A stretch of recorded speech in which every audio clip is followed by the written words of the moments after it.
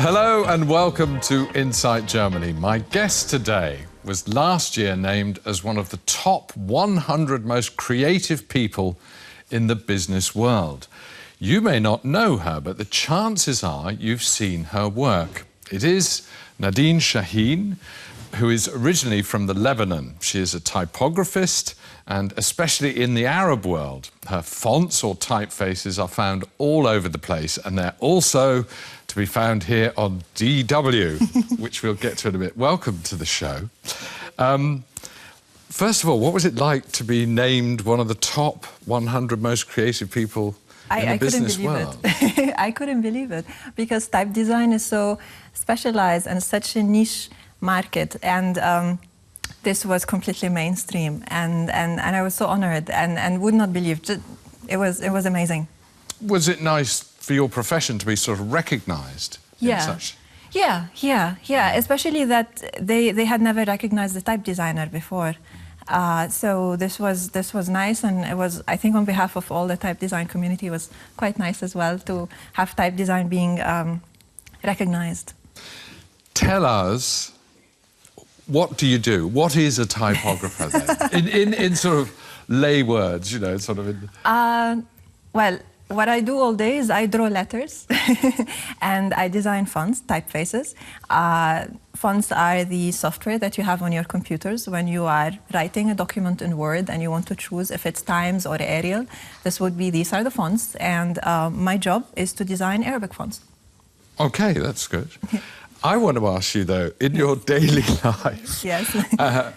Because if you go to the supermarket... Yeah.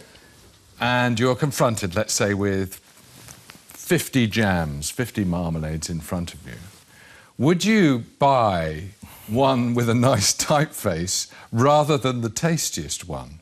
I mean, how does it affect you? It affects, definitely. I mean, I try not too much, but it's very hard to buy a product that is not well designed package-wise. Like, the whole packaging has to look good, and typography is just one of the elements, but it will be hard. But then in Germany, the design quality is quite high, so it's not such a big problem. In the Middle East, we have more issues, and if there's a typeface I hate on a package, it's hard to buy. Even if it tastes nice? Well, I wouldn't know. Well, if I knew... I see, you would never have bought... Yeah, but maybe, I don't know. I think it depends. I mean, I'm a foodie, so I love food, so we will have to put it to the test, I think. Okay. Now, another one I want to know. Now, in Latin script, which is my script, if you like, or the English language or the German language, many others, we write from left to right. Yeah. In Arabic, from right to left. Do you know why this is? It's an issue of convention. It's simply just the same as deciding which side of the road you want to drive on, the left or the right. So it's an issue of convention. And funnily enough, there was a point in time where Greek was written in both directions. So you would start from one side, and then the next line, you go the other way. So it's quite funny. They had that kind of shape. But the most interesting thing in reading direction is that even though it is an issue of convention, if you look at children, after 1 year of reading, they will have what is called a directional bias. So when you grow up reading in the English language, which is the Latin script, you are reading from left to right. So after 1 year, if I would show you 3 bottles on the table and I will ask you, which one would you like pick up the first one, you will pick the one on the left, because this is your directional bias, because you view the world from a left to right perspective. Really? If you go to the Middle East, where we read from the right to left, then it's the other way around.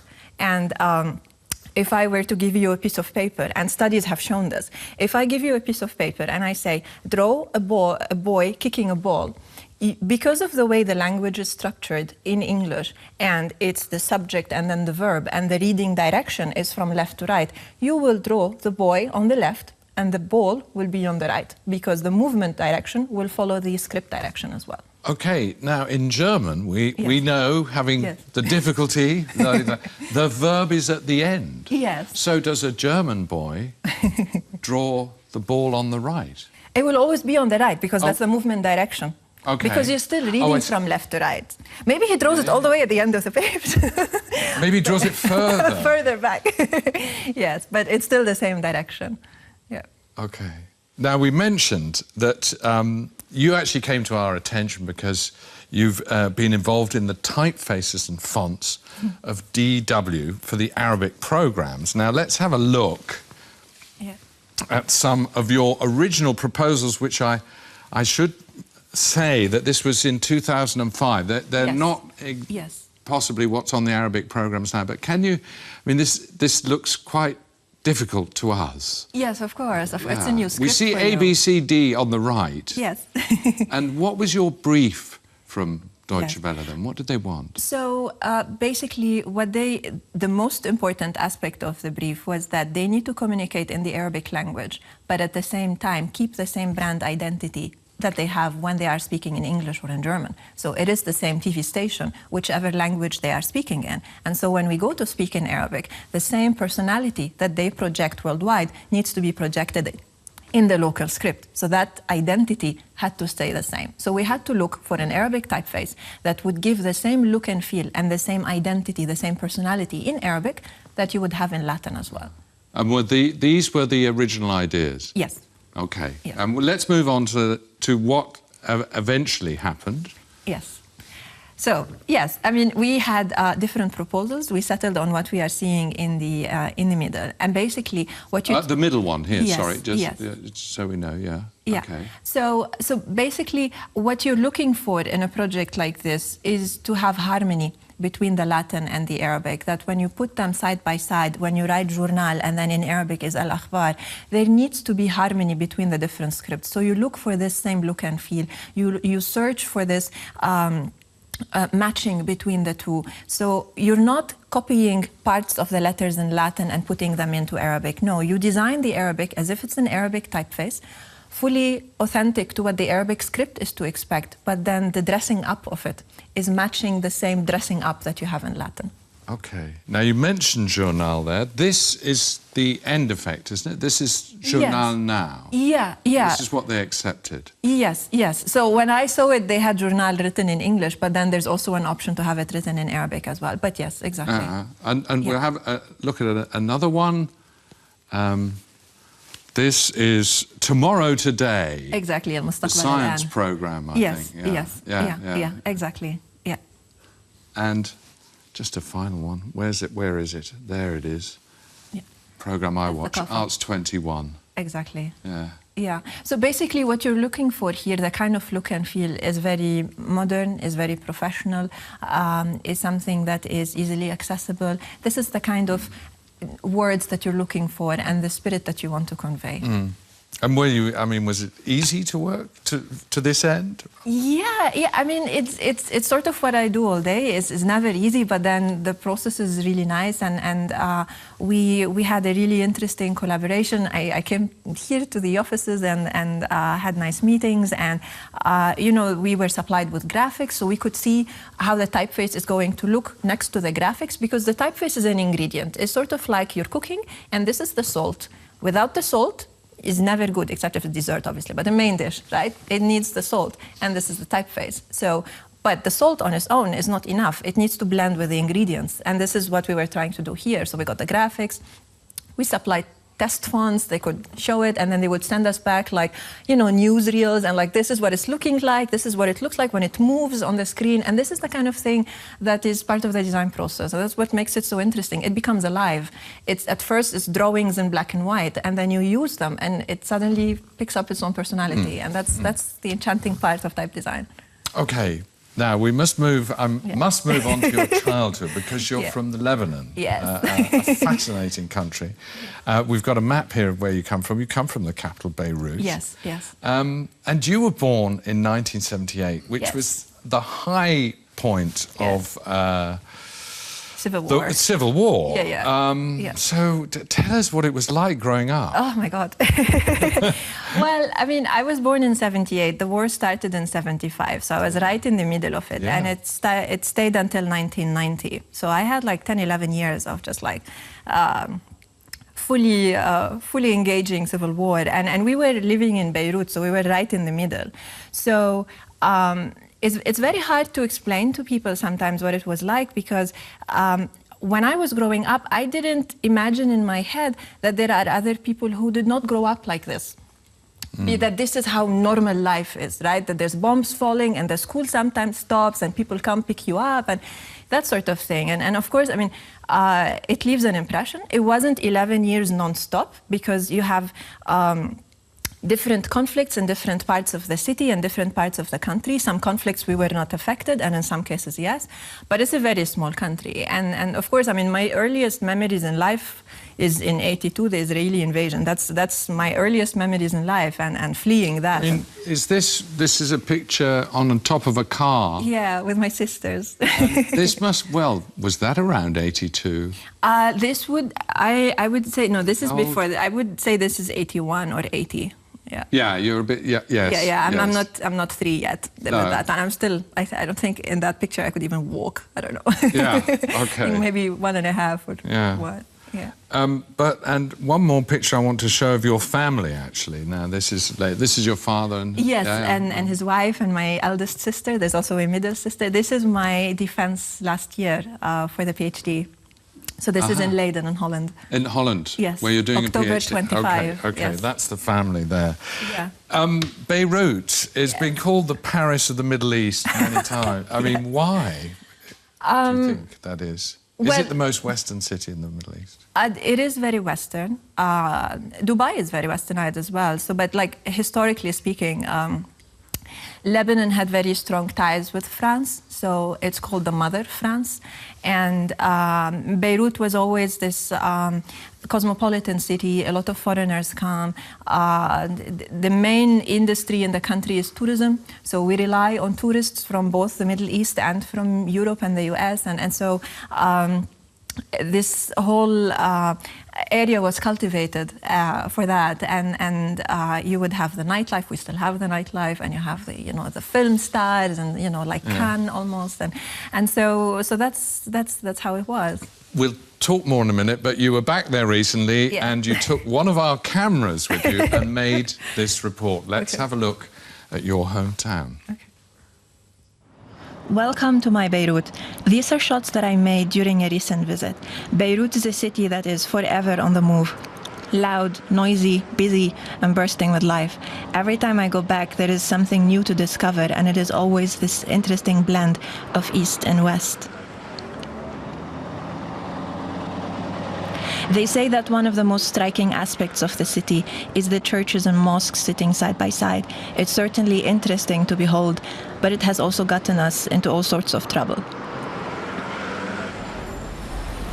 For me, it is more interesting to see what people have to say outside of these confinements, in the streets where we are just Lebanese.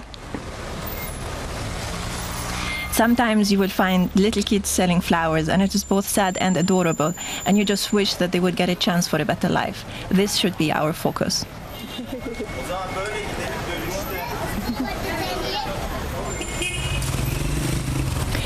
I am often asked what is the source of inspiration for my work, and I always reply that it is the streets of Beirut. Maybe not how it is today, but how I wish for it to be.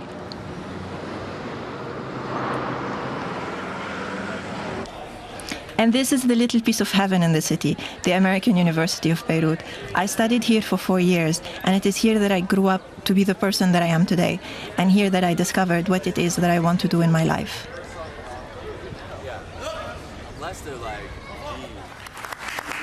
I was so honored to receive the Distinguished Alumni Award for my work in Arabic type design. It feels different when you are on home ground.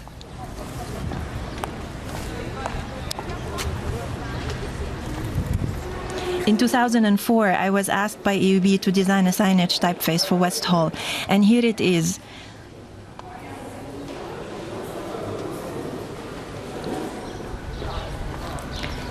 It is always a joy to come back to the campus and to walk around with the views of the Mediterranean and all the green. How can we not love it?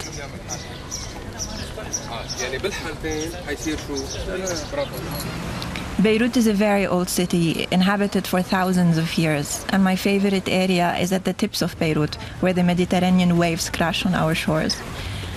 The country is so small and the sea is so open. There is an energy there that is simply enchanting.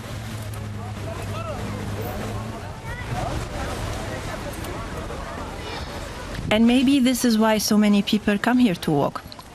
both in the morning and evening hours. Young, old, rich, poor, from every part of the city, they are all here. And this is the hope, that the country can come together, to forget the differences and the fighting, and simply enjoy what we have been given, and to work together for our one common destiny.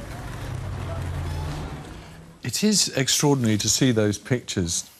If you look at the history books and in recent history how much civil war has taken place there and devastation, it looks such a wonderful city. And of course things can be rebuilt, but I wonder about the people. You mentioned hope there. Are the people, are the Lebanese people generally optimistic? Yeah, you have to be. Oh, okay. You have to be. It's a way of survival.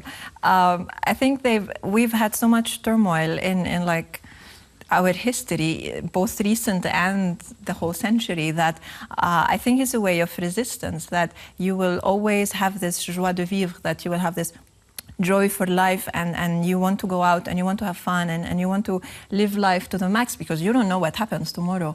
And you have this spirit that you do not want to get broken, that you want to continue and live on. And when bad things happen in Lebanon, we make jokes. That's how it is. Yeah. I mean, it was just a few years ago, it was voted the top place to visit by the New York Times. Yeah. Lonely Planet travel guides name it as one of the top 10 liveliest cities. I mean, yeah. You recommend it for people to go there? And I mean, the nightlife is amazing. The food is to die for. You go there if you want to pick up weight. It's really unbelievably good food, fresh products, amazing, and nightlife, and people are so friendly and open. That is really good for visitors.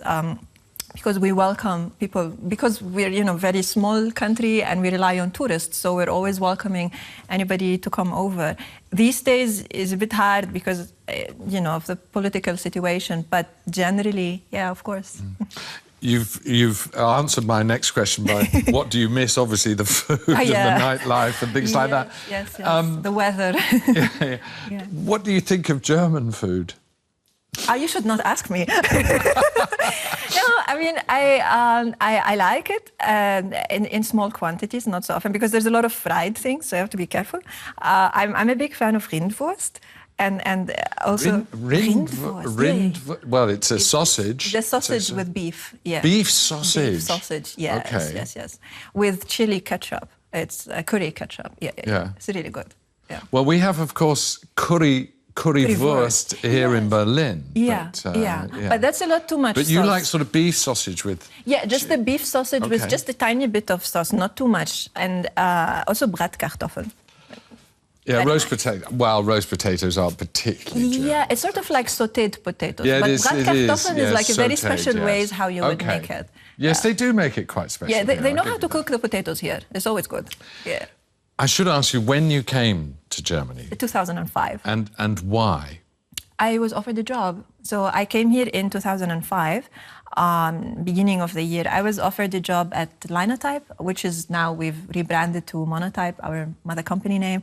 But I was offered a job here for 6 months. I came, and then 1 month into it, I was offered a full-time job. And I thought I would stay for 2 or 3 years, and then I'm still here 8.5 years later. So things have worked out quite nicely. Is this a photo? It looks like in Germany. It certainly. No, actually, this is in Canada, in Toronto. Oh, it's in Canada. Yes, it's the family. So this is my 2 sisters, the 4 kids, and the 2 husbands. Yeah, but then why are you standing on a railway line? We were crossing, and then I thought, me being artistic, like this would have really nice perspective. Okay. There was no bad intentions. I did not. It was nothing subliminal about it. It just looked nice with the perspective. And another photo? Yeah, this is my best friend, Julia. This is here in Germany. This is in Frankfurt. This was my birthday a couple of years ago. And have you found that you just said that you stayed here longer than you thought? Is that partially because of making friends? Or something? I mean, the job is amazing. So it would be very hard to leave because I love working with the colleagues and I have my perfect job. But I also, when I thought I wouldn't stay, it was a bit hard to have, it takes time to make friends here. But then, after the first year, you start making friends. And I just love my friends here. They're amazing. And it's such a nice, interesting group of different kinds of people. And so it's like your family here.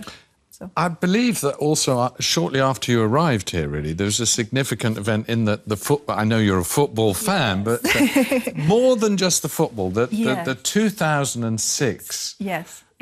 Football World Cup, which was held here in Germany. Yeah, it was very special. So I had been here a year and a half, and then the football season came, and it was amazing to see, because it was Germany being open, hospitable, inviting everyone to come, whether you had a ticket or not, just come and join the festivities. We had fan fest areas where you could go in Frankfurt. It was amazing. We had, because we have the River Main, and we had screens floating in the river, and you could sit on the river bank and watch the games. And you had all of these nice things around it, and it was such a nice communal feeling. And it was nice also in the transition for Germany that they could pick up the flag and celebrate it. And it was a nice way to show the outside world what Germany is and what it is like to be here.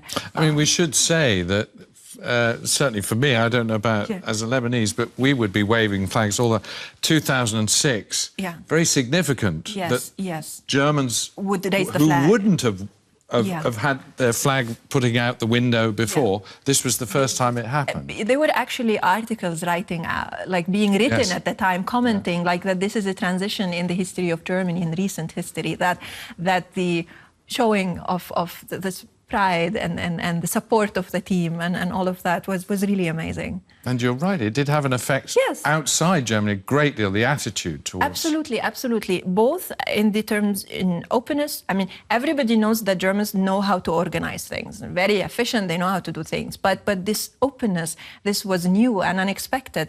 And also... very, very warm to welcome everybody in. And like, funnily enough, so I think it started a very positive trend for Germany. So I was reading on the BBC, they had this international poll.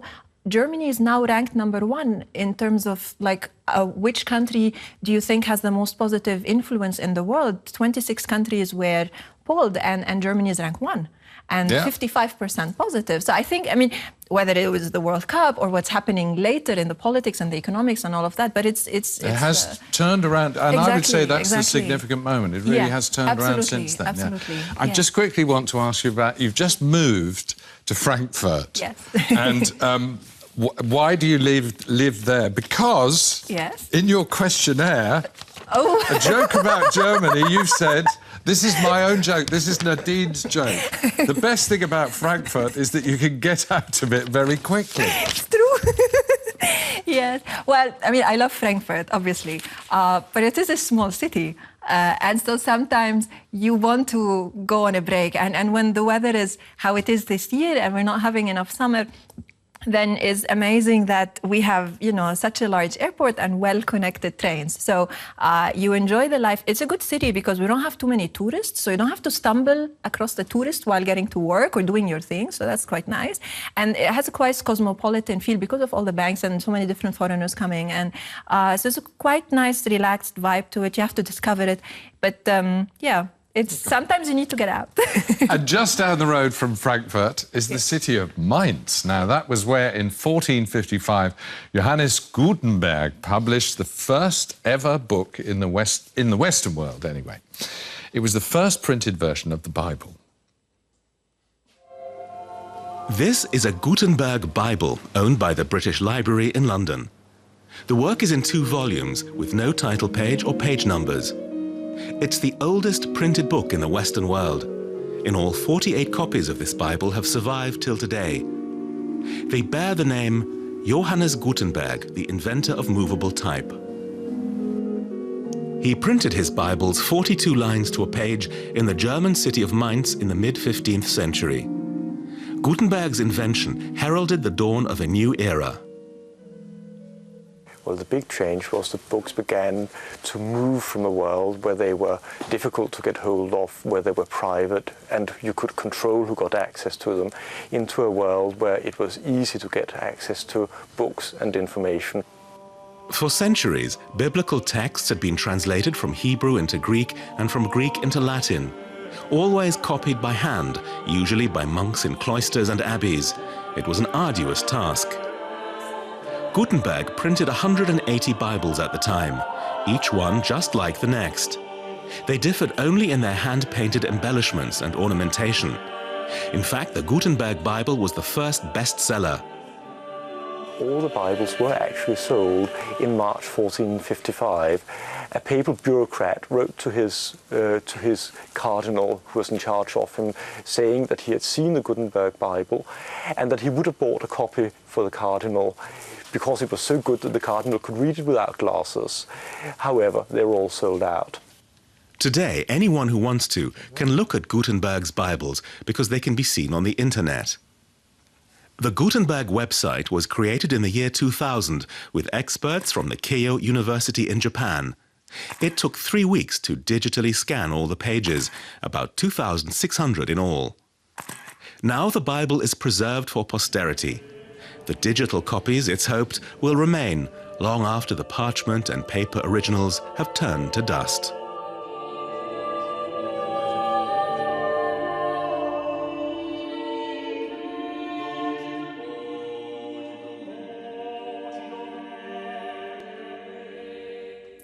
And my guest is a modern-day typographer, Nadine Chahine, and you're going to give a talk in the Gutenberg Museum, you're saying. And have you actually seen a Bible? Yes, it was one of the first things that I did when I came to Germany. Just go to the Gutenberg Museum, take a look at the Bible. It's like the pilgrimage. It's gorgeous to see, and it's a must-see for anybody interested in type and the history of printing as well.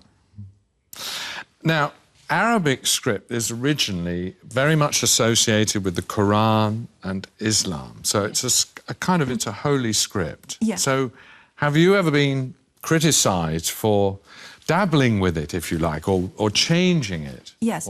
So actually not, because what I'm doing is type design, which is basically what we do as in type design is analyze what the skeletal system is like of each letter, how they are drawn, and then you're playing around with the meat and the muscle around it, but not with the skeletal system. So what we are changing is almost the form around the basic skeletal, and so we're not changing what is in the essence of the script. And while you're talking about this, because I think we should have a picture. This is from the leading Arabic newspaper. You've done a new scribe.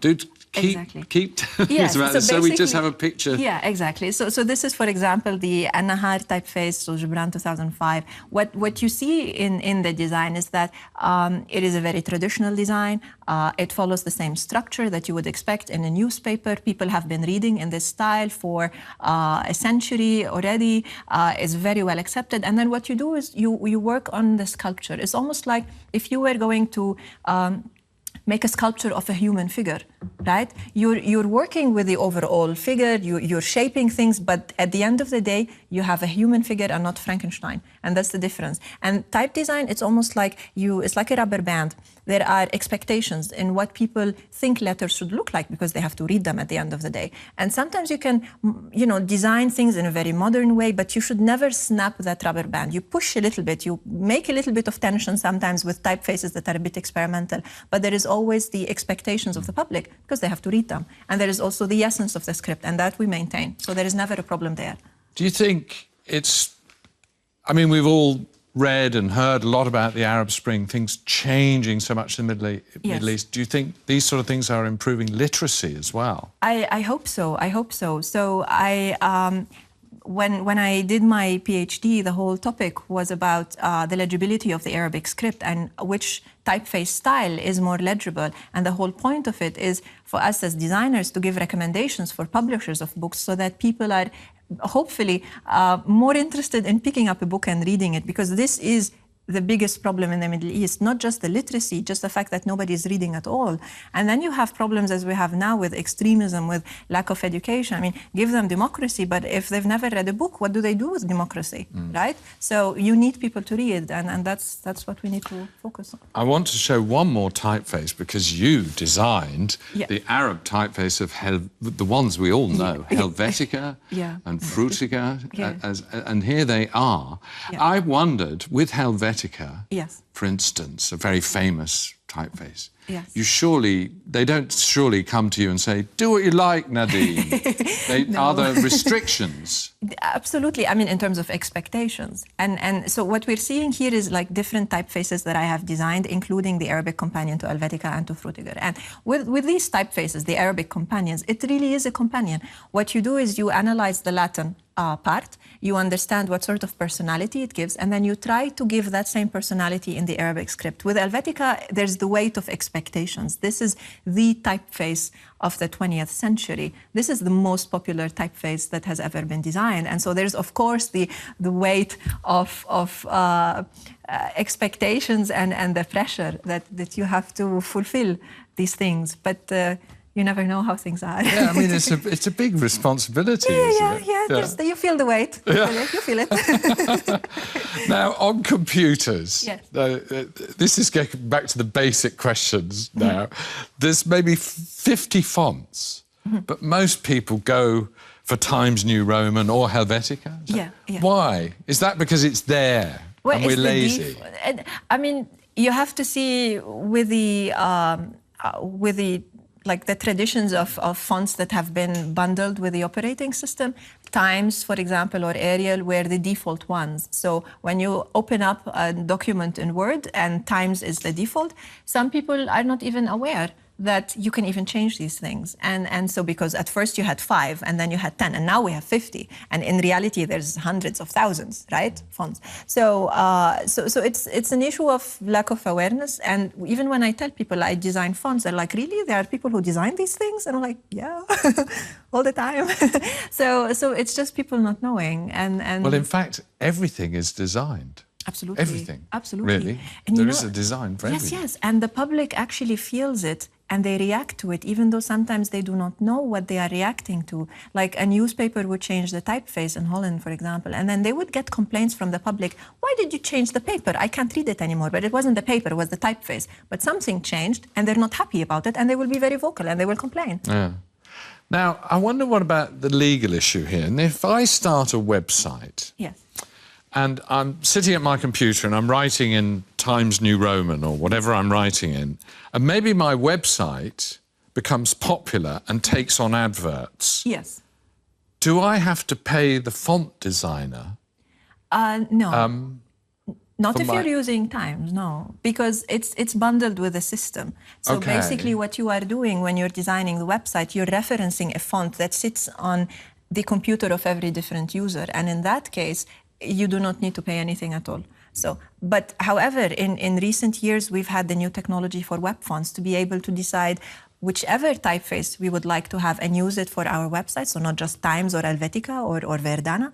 And with these typefaces, generally the business models are reliant on how much traffic you have. So if you suddenly have 5 million page views per day, then yes, it changes. There is a cost to that. It kind of operates a bit like, if you like, YouTube, in that if you get 5 million clicks or something, YouTube gives you some, and they can sort this out. Who's using what? Yeah. You can track it as part of the servers. So are you a very rich woman for doing Helvetica? No. Or is your company? No, I did this as part of my job. But are there legal disputes in the business of, say, you can't use that on your... It's not a legal dispute as much as it is a respect for licensed rights and IP protection. And this is something that Germany is really good at. So, for example, Germany is one of the few countries where you can actually have a design patent for a typeface.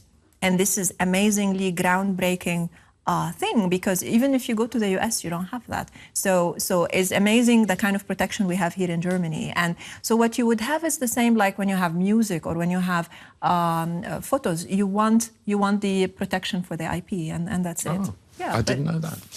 We are today bombarded with all sorts of different lettering in our everyday lives, whether it's DW logos, the different letter fonts on your computer, or the signs at the bus stop. They all influence us in some small way. Typographers obviously have a special way of looking at the world. And here in Germany, one of the gurus of typography is Erik Spiekermann. Erik Spiekermann has a passion for fonts. Letter fonts, that is. The typeface designer is an internationally acclaimed expert and is passionate about his work. He can't pass signs and lettering without reading them, his eyes always on the typography. Spiekermann has offices in Berlin as well as Amsterdam, London, and San Francisco.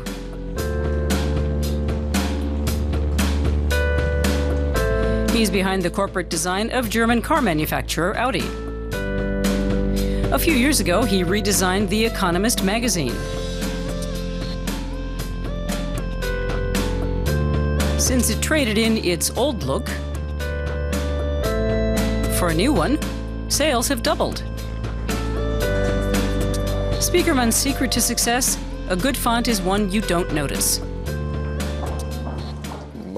You don't read a typeface, you read a text. The medium is as invisible as air. We breathe in continuously, but if we stop to think about it, we'd probably start coughing. A font is perceived only subconsciously. Back in the 1980s, Erik Spiekermann described how the lettering on restaurant signs subliminally affects the viewer. The words are written in spaghetti type or letters spread out like pizza dough. The Greeks use angular letters, which remind us of ancient inscriptions. A pub that wants to be seen as traditionally English goes for old-fashioned lettering and hand-painted flourishes.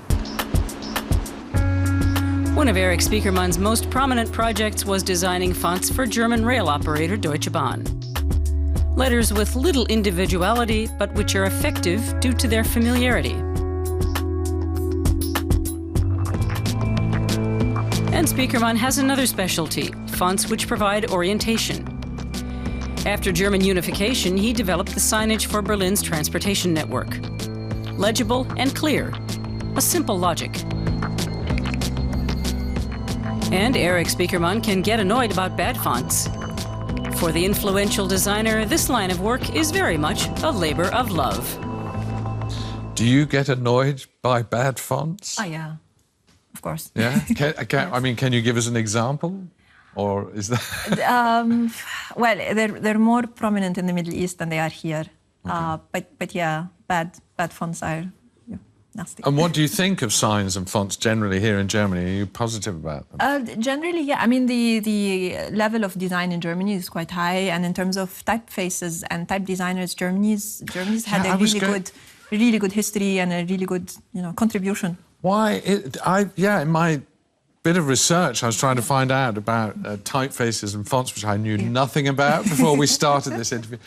There seem to be quite a lot of German designers. I mean, okay, there can be lots of them, but successful ones. Absolutely, absolutely. I mean, can you name a few? Yeah, of course. I mean, there are two gods in type design. There's Hermann Zapf, Professor Hermann Zapf, who is from Darmstadt here in Germany, and Adrian Frutiger, who is just across the border in Switzerland, so also German-speaking. So, and these are the two gods of type design. So this is like the eldest that we have. But you also have now like a really very alive type design scene here in Berlin. Berlin has made itself into a type design capital almost today. So if you are a new type designer and you want to be around other like-minded young type designers, Berlin is the place to be. And that's really, really cool. So you have like a ton of them here. One of the most interesting is Hannes van Deuren. He's also living here. He's also worked with us, and he's one of the best designers today of this generation. Why do you think the Germans are so good at that? I don't know. I mean, Germans are good at work that requires a lot of attention to detail. Cars. I don't know, but it's a tradition, and sometimes you put the seeds, and then there's the water and the good earth, and then they come, and then you build this tradition, and Germany has had that tradition and continues, and it's quite good for everybody here. Yeah. Now, we have a questionnaire. We've already mentioned your joke about Frankfurt. You won't be able to live there very long. They're going to kick me out. But you did add a couple of extra ones yourself, which I want to come to. Very first, though, the coolest German living, Manuel Neuer, the Bayern Munich goalkeeper. Goalkeeper, yeah.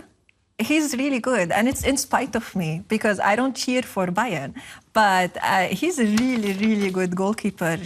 I was actually hating him for like doing such a good job, but he's amazing. He's really good. Yeah.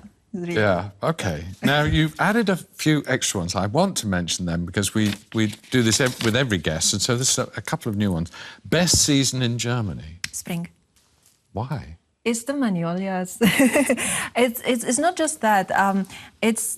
I mean, at least in the area where I live, and I know a lot of Germany is like that as well. There's a lot of trees, there's a lot of flowers, and then you feel the changing of the season every day. Just gets a little bit bigger and bigger, and then the flowers come out, and it's just gorgeous. It's absolutely gorgeous.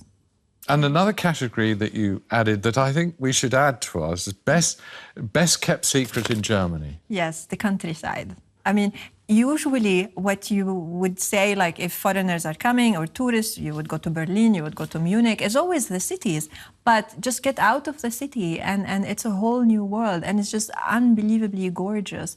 And it's magical in some instances. I was in Füssen to look at the castle, the castle where all the tourists go, Neuschwanstein, exactly. Yes. And we got there, and the castle was the last thing I was looking at because of the gorgeous countryside, the rolling hills, a few cows placed here and there strategically, and then the Alps. It's just unbelievably gorgeous. Unbelievable. And you say the best thing about living in Germany is the great standard of living, of course. Absolutely. And absolutely. the worst thing, do you remember what you put? What did I say? Was it the weather? Yeah. Well, the weather in summer. Yeah, exactly. In summer, yes. Because we have a very long winter, and then the spring is gorgeous, and then it starts to heat up. I'm like, summer is coming, and then it never comes, and then it rains, and then in mid-August it's winter again, and you're like, what happened? Like, yeah, but we're having some fun with that. Yeah. Nadine Chahine, it's been wonderfully interesting to talk to you. I didn't know anything about typefaces, and I guess many people watching didn't either, and we've all learnt so much. Thanks very much. Thanks to you for watching. If you'd like to write to us, type to us, do so at insight@dw.de. We love to hear from you. We're always looking forward to getting your post and making your comments about the shows. I'll be back at the same time next week. Thanks for watching, and bye-bye.